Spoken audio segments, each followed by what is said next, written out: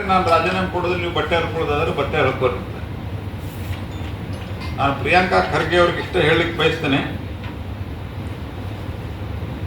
ಈಗ ನಿಮ್ಮ ತಂದೆಯವರು ಸ್ವಲ್ಪ ವಯಸ್ಸಾದ ನಂತರ ಅಲ್ಲಿ ಸೋನಿಯಾ ಗಾಂಧಿ, ರಾಹುಲ್ ಗಾಂಧಿನ ಮೆಚ್ಚಿಸ್ಲಿಕ್ಕೆ ಇತ್ತೀಚೆಗೆ ಒಂದು ಸ್ವಲ್ಪ ಆ ಕಡೆ ಈ ಕಡೆ ಮಾತನಾಡ್ತಾ ಇದ್ದಾರೆ.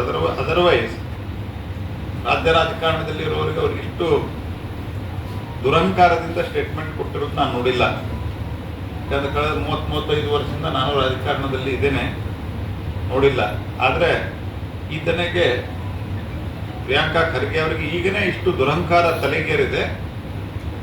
ಜನ ನಿಮಗೆ ಸೂಕ್ತವಾದಂತಹ ಪಾಠವನ್ನು ಕಲಿಸ್ತಾರೆ. ನಿಮ್ಮ ದುರಹಂಕಾರದ, ನಿಮ್ಮ ದುರ್ವರ್ತನೆಯ ಕಾರಣದಿಂದಾಗಿನೇ ಮಲ್ಲಿಕಾರ್ಜುನ್ ಖರ್ಗೆ ಅವರು 2019ರಲ್ಲಿ ಸೋತಿದ್ದರು ಅನ್ನೋದು ನೀವು ನೆನಪಿಟ್ಟುಕೊಡ್ರಿ. ಹಾಗಾಗಿ ಒಂದು ರೀತಿಯಲ್ಲಿ ಹತ್ಯೆ, ಆತ್ಮಹತ್ಯೆ